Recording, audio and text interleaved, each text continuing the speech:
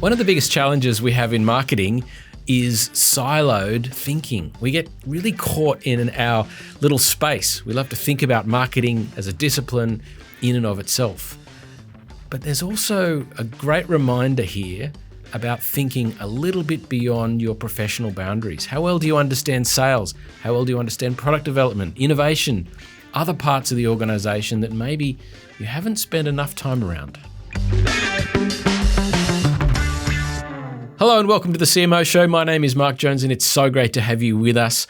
Today, we're going to talk about McDonald's India. And the CMO, Arvind, is with me to talk about his experience working at an incredible international brand and how it's been localized, or they call it glocal. So, geographically local, but also part of this big thing, and being able to adapt on the fly. There's an interesting I think, if you like, a bit of tension between big picture, long-term strategy and really being responsive to the experience of consumers on the fly. And if you've been to India, you know the place, it moves quick, there's a lot going on, and so he really does have his work cut out for him. Let's take a listen to Arvind and the story of McDonald's India. Thank you for joining us. Thank you, Mark. Thanks for having me on the show. You're welcome. I'm really interested to learn about your experience and the culture that surrounds McDonald's in India. In Australia, we call it Macca's. So I'm going to get to the important stuff first, which is describe the culture around McDonald's. How has it become, an important part of the landscape? Well, I think McDonald's has done this very well, market after market, and that's one of the reasons it's such a large, globally successful brand. The playbook revolves around curating a menu which is relevant for the local market, yet quintessentially McDonald's. But apart from that, it's about marketing playing a central role in building the brand in a way that's culturally relevant. And building various occasions over a period of time. It boils down to creating happy memories among your consumers, right? Some people call it nostalgia. Consumers recall with a lot of fondness their moments at McDonald's, be it their birthdays, be it their treat after their first job, and so on and so forth, right? So we are all in the business of creating memories, and McDonald's has created a lot in India. So you would describe the McDonald's brand in India as happiness. What other words would you use to describe the way that you've adapted a US brand for your market? Definitely happiness, fun, familiar, and easily accessible. I saw a great ad that you made, and it had it was almost like a party or a family environment where, it had been, the takeout had been brought in. And do you want to just describe that to us? Because I'm interested in sort of creating a bit more of a picture of the experiences you celebrate. Sure. At the heart of the McDonald's playbook in India is families. And over time, we have created delightful moments for the families. I think the ad that you referred to is one of our campaigns on meals make families, where over time, how the family moments come together with the McDonald's at their home. I think we celebrated all those moments over a period of time, be it festivals or, for that matter, regular meal moments. One of the insights, Mark, goes that even at home, even during a weekend, the family is scattered. Everyone is onto their own thing. The teen is in his room studying or gaming. The mother of the household is busy making sure everything is working fine. And the father is somewhere there catching up on news or television. What brings them all together, right? And one of those moments is the McDonald's meals family moment. So how can we bring those moments to life in a fun, memorable way? And more importantly, do it consistently over a big period of time. So yeah, that's the moment. Now, I know you're a fan of the Ehrenberg Bass Institute, and I asked that to get a sense of the data that has gone into that insight. Tell me a little bit about what you've done to do that, to really get a handle on what sounds like a very simple idea, but I'm sure there's a lot behind it. Sure. Yes. And you're right. I think over the past 5 years, I've made it my business to learn what I can from the work that the institute puts out. And I was lucky enough to do a course with them recently. So in the end, it boils down to improving your mental and physical availability. There are many parts of the of those two paradigms, mental and physical availability. Talking about mental availability, right? Your distinctive assets. McDonald's as a brand has a large library of distinctive assets. But some of those assets play more of a role in the marketeer's mind rather than the consumer's mind. So understanding, what are those distinctive assets that really play a role? What are the assets you want to invest on? I think Professor Jenny Romaniuk gave a very nice framework to kind of evaluate that. The Golden Arches is one such distinctive asset, and we put all our might behind it.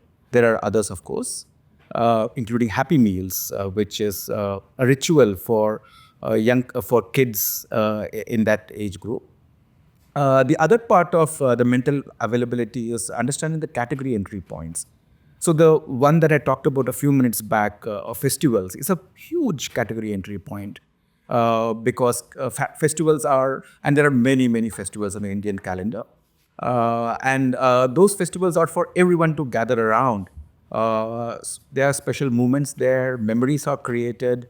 And those, when we go to those festivals, be it a Republic Day, Independence Day, or even a Diwali and Dasara, which are typical Indian festivals, we sell a lot of burgers on those days, right? And arguably the brand is already relevant for a whole lot of customers during those occasions. So a lot of our insight work revolved around understanding those category entry points, the role of the brand in that moment.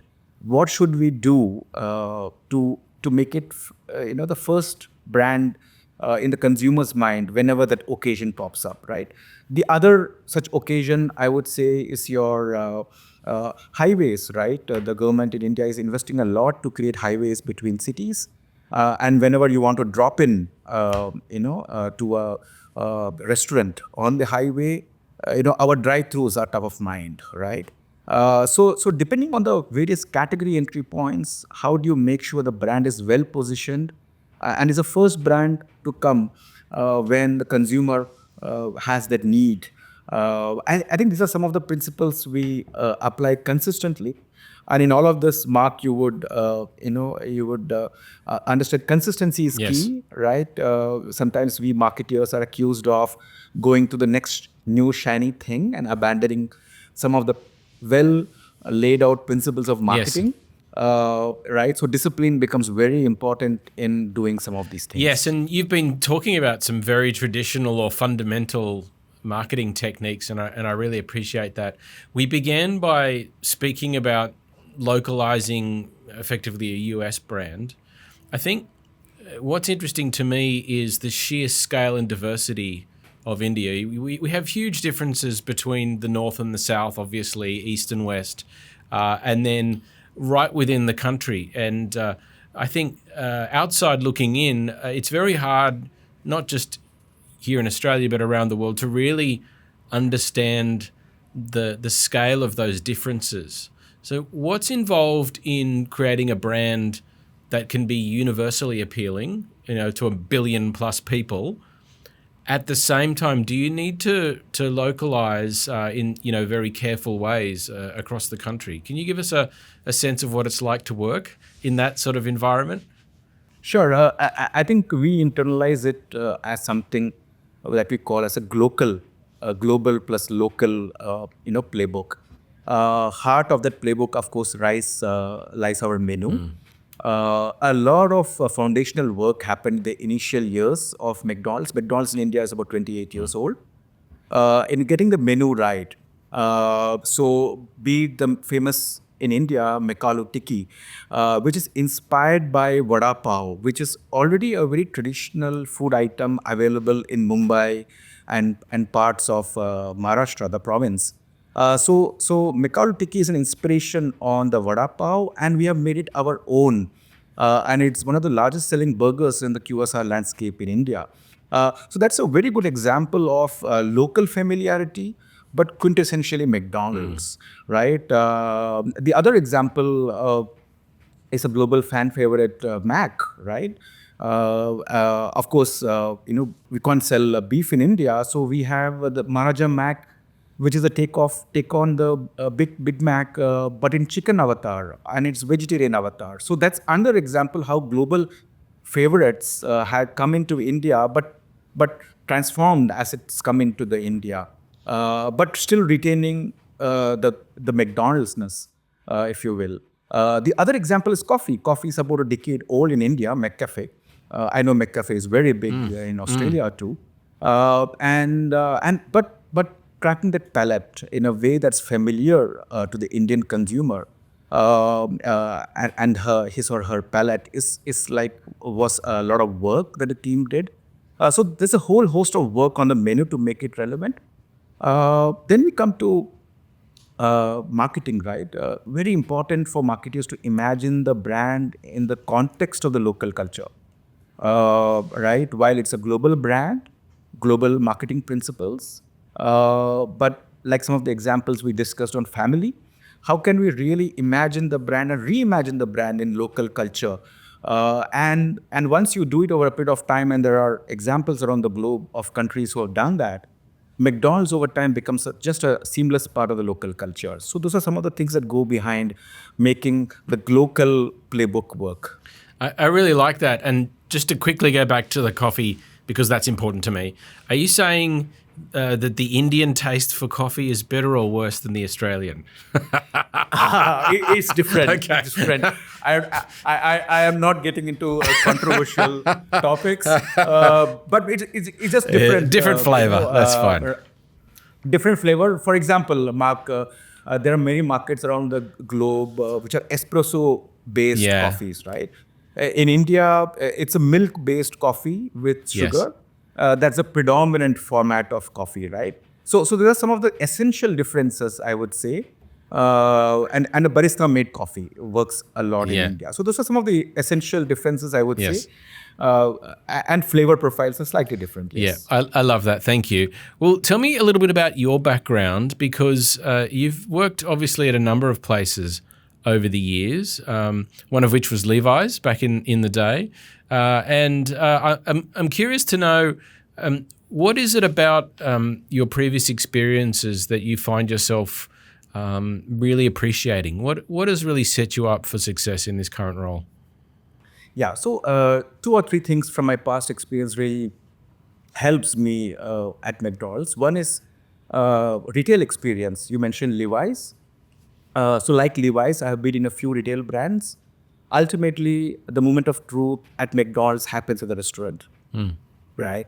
And the restaurant experience, everything comes alive, or it doesn't, right? So understanding that for a marketer is so important, right?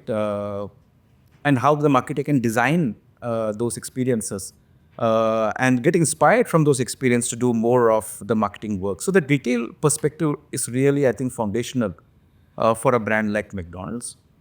The other one is, of course, I have been lucky enough to work on wonderful companies like Britannia, Marico, which have built great brands in India. Brands that last, right? Brands that are loved by consumers and recalled with a lot of fondness. So that sets me up for a brand like McDonald's very, very well. Like I said, I believe we are in the business of storytelling. We are in the business of creating memorable moments. So that's, I would say, the second part of it. But having said that, Mark, I should say that I learned very early in my career not to what I would call as cut, copy, paste marketing. Every category is different. Every brand is different. So marketers should be, very wary of deploying the same tactics that might have gotten them a lot of success in the past and applying them a little bit mindlessly in the current context.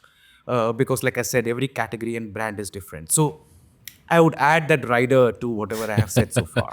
I appreciate that. Well, you mentioned Mariko, which is a foundation, I understand, and Kaya, which is a beauty brand. It's interesting to me that in your career you have experience working with either large or iconic brands. Yeah. Can you tell me Yes, what are the yes. advantages or the positives, but also the challenges? And the reason I ask is some marketers might find the restrictions in place by a global organization to be difficult.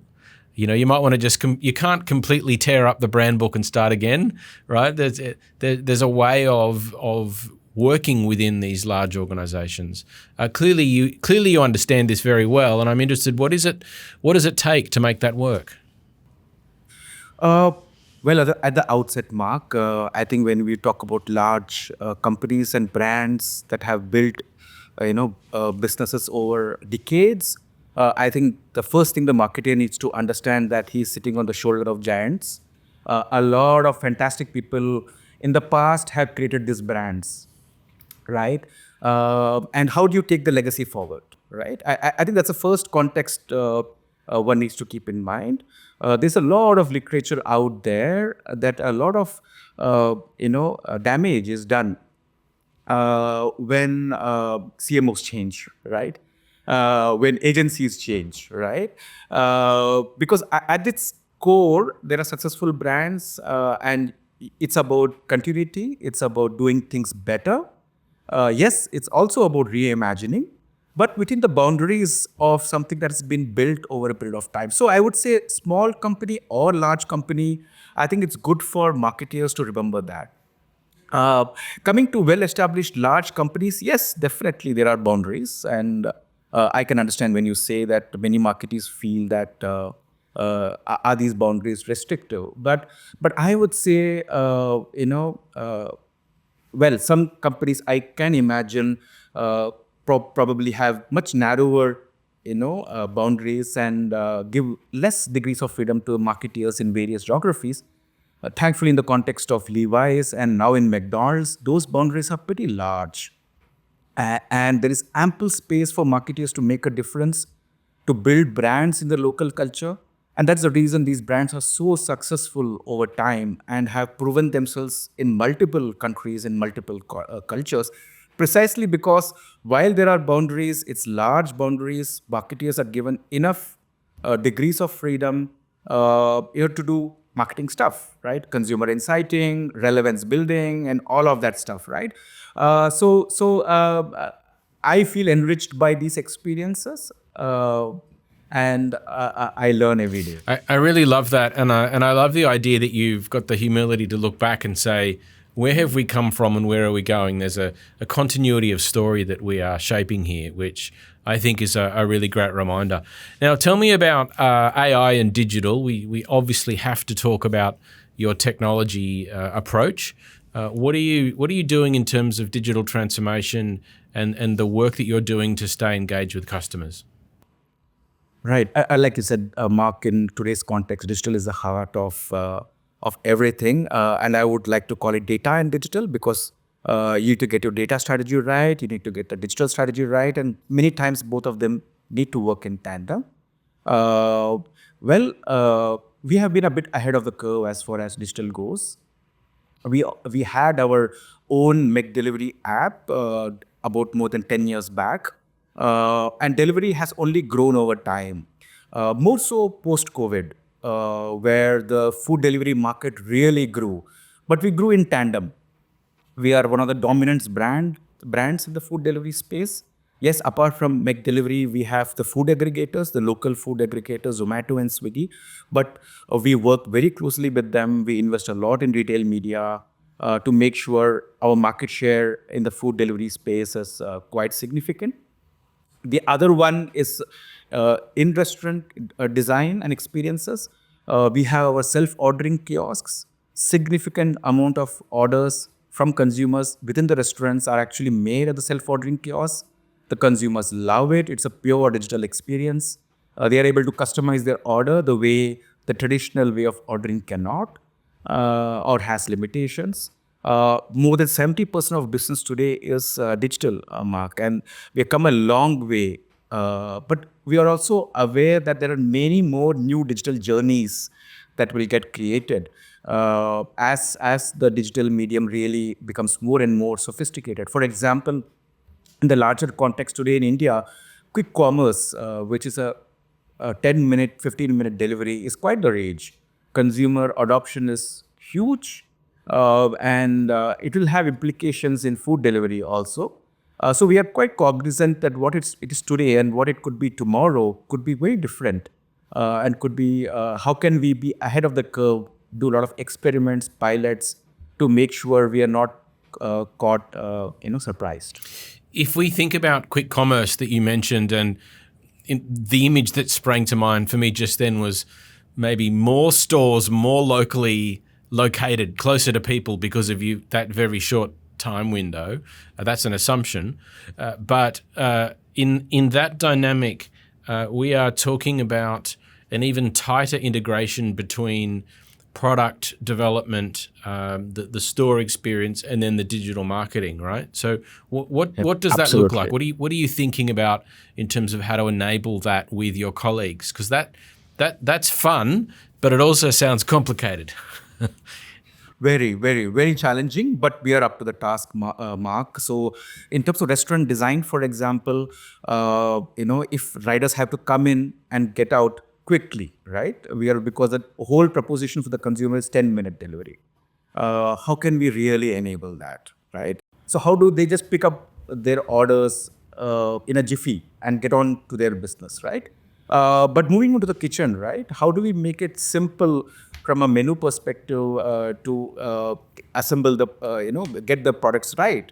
So there is a huge implication in terms of menu design, so that it doesn't take the whole time to just make the food product in the first place. So simplifying it from a supply chain perspective, simplifying it from the kitchen perspective, from a menu design perspective, those are very, very important things. And finally, living up to the promise. I would say that quick commerce is made for food delivery. Yes. Because quicker the food reaches, the better is the experience, right? And better is a chance of you coming back. And McDonald's, with its robust processes, is actually very well placed to tap the quick delivery, quick commerce, as we are calling it. So I have so many questions about this, but I want to know, like I had in my mind, like a scooter drive-through only, for example, right? No cars, just scooters going through. But to the point of marketing, though, what do you think is going to be your most powerful contribution to that entire experience that you just explained to us? So I think right from discovery, call it physical availability, whenever those quick commerce apps are opened and when the search happens, how can the brand be right there?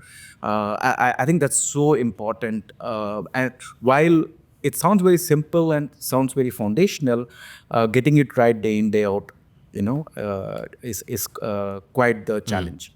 And then making sure the right products are there, right? While we have a vast menu, a relevant menu, but making sure the right menu is there for quick commerce, which can live up to that promise of 10-minute delivery, right? And then fulfillment, right? Where my colleagues in operations come in to make sure when the product is ready, how can we make sure that the rider of the aggregator, for example, in this context, comes, the food is ready as soon as the rider is there at the restaurant. We don't keep the rider waiting, for example. And finally, closing the whole loop in terms of experience. Consumers have a lot to say on the experience, right? Whether appreciative or otherwise. And I think as these new channels explode, very important to keep our ears to the ground. What is the consumer saying? He or she, is he happy or not? What can we do to improve? I think that whole closing the funnel is so important in the early days. So keeping a close eye on consumer ratings, experience, just to make sure we get it right the next time or better the next time. Obviously, we speak a lot about consumer experience, customer experience, and hyper personalization, particularly at scale in your case. Clearly, that's got to be a big part of your thinking. So, how can you get to know these customers better?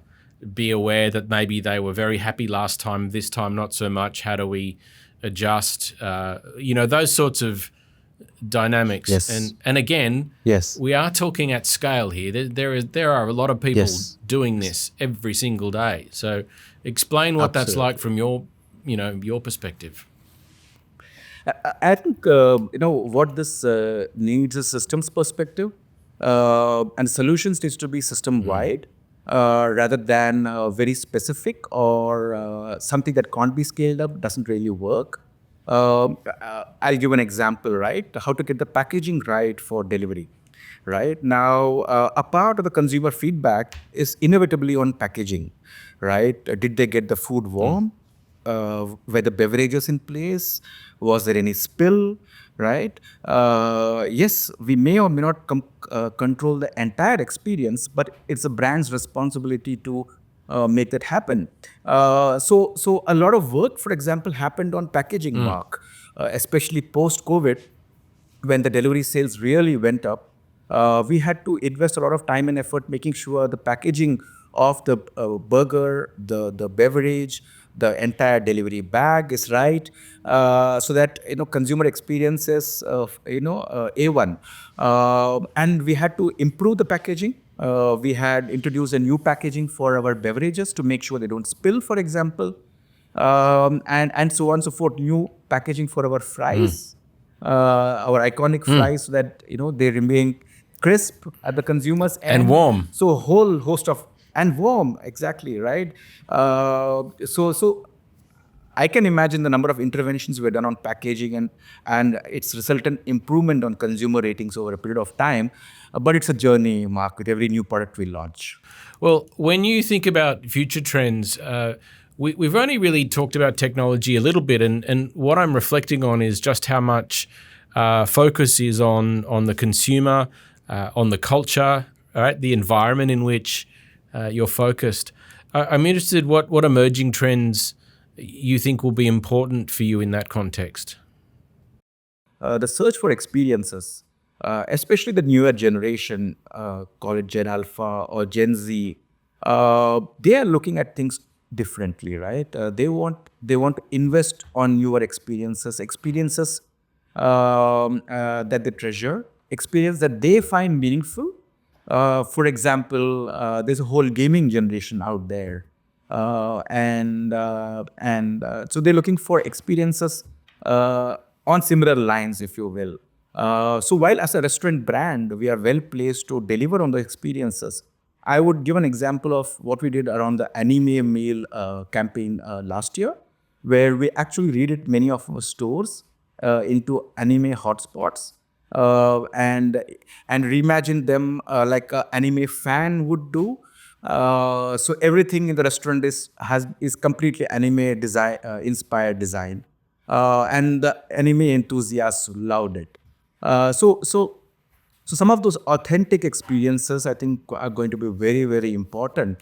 So you really have to be very careful about how they feel, right? The emotional engagement with the brand across all of these channels, right? That seems to be top of mind for you. Absolutely. Well, in the past, I would say maybe just advertising would do the trick in some of these things. But now you need advertising and, as we call it, acts, right? So acts stand for all of those experiences. How do you bring it alive? How do you make it tangible? And so advertising plus acts has been our mantra for quite some time, to make it real, authentic, for consumers at large. What is the challenge with measurement of that activity?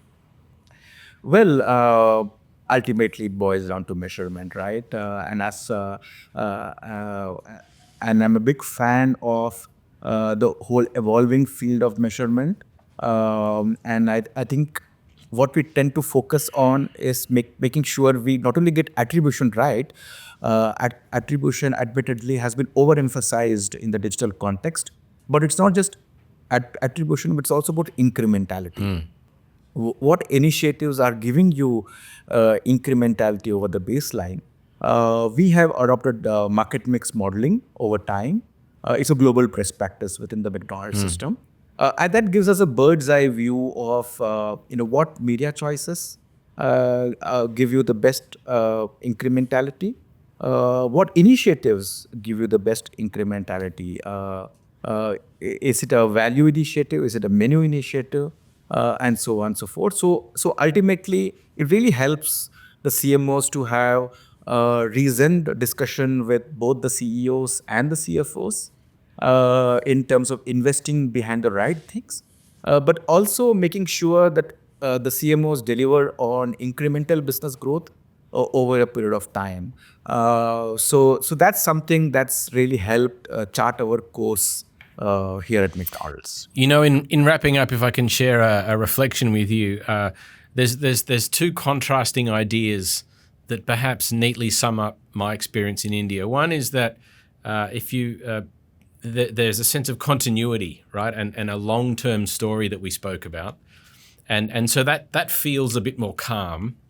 And then we spoke about this 10-minute, hyper experience of scooters running around everybody, and everybody's on the hustle and going super, super fast. It's like these two speeds, right? Is that kind of what it's like? You have to spin between, big picture, long-term strategic thinker, and then let's go. Come on, people. We've got to, how do you, I don't understand how you do that at the same time. So definitely, I think carrying on the legacy, at the same time, embracing the disruption, right? And another such disruption is in payments. Over the past few years, Indians have really embraced digital payments, what we call as a UPI, which is so big compared to credit cards and so on and so forth. So there are disruptions that are happening on a regular basis, largely the data and digital domain, but even otherwise. So it's a challenge for marketeers, and I would say a great opportunity, if you will, to be abreast, to listen, keep your ear to the ground, make sure when there's the next disruption, you are well placed, not caught, unawares. You're doing this quick, small pilots, as we call it, to make sure, you're either finding that disruption works for you or you move on to the next pilot, while at the same time, making sure the high quality, long-term brand building happens, right? The latter creates long-term equity. It creates a business for tomorrow. While riding the disruptions, make sure that you're getting it right as far as the next value proposition goes for the Indian consumer. Wow. That's great. And to your point, that's being able to switch between those different modes of thinking, I think would be the key. Well, Arvind, it has been a pleasure speaking with you. Thank you for sharing your story, being so open about how you're helping the McDonald's brand to grow, and plenty of great insights. Again, thank you for your time. Thank you, Mark. Thank you for having me on the CMO show. It's been an absolute pleasure. Well, I really hope you enjoyed my conversation with Arvind, and one of the takeaways for me is a reminder that good old-fashioned brand building still really matters. When we're building these organizations, these brands, these customer bases that we want to last for a long time, you've got to keep your focus, right? We don't need to change everything every couple of years when we get a new CMO. But at the same time, he reminded us that we've got to stay relevant. We've got to stay connected to our customers. We've got to be thinking about that experience that extends right through the product mix, through the packaging, through all the advertising, and then, of course, through every part of the organization. So it's busy. There's a lot going on, but it's really at the heart of what it means to be a modern marketer. So I hope you've taken lots of notes, taken a lot away from his experience. And that's it for today's episode. My name is Mark Jones, and it's been a pleasure to be your host. The CMO Show is a podcast brought to you by ImpactInstitute in partnership with Adobe. Thanks for joining us. We'll see you next time.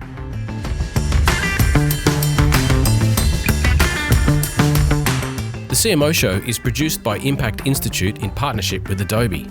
ImpactInstitute is a professional services firm for purpose-led organisations. Our unique blend of impact consulting, brand storytelling and event services help our clients create meaningful change. Our executive producer is Ryan Newman, our producer is Pamela Obeid, and the show is engineered by Ed Chang and Daniel Ma. And a quick shout out to Adobe Experience Cloud, which gives digital businesses everything they need to design and deliver great customer experiences. Visit business.adobe.com to learn how Adobe can help transform your business.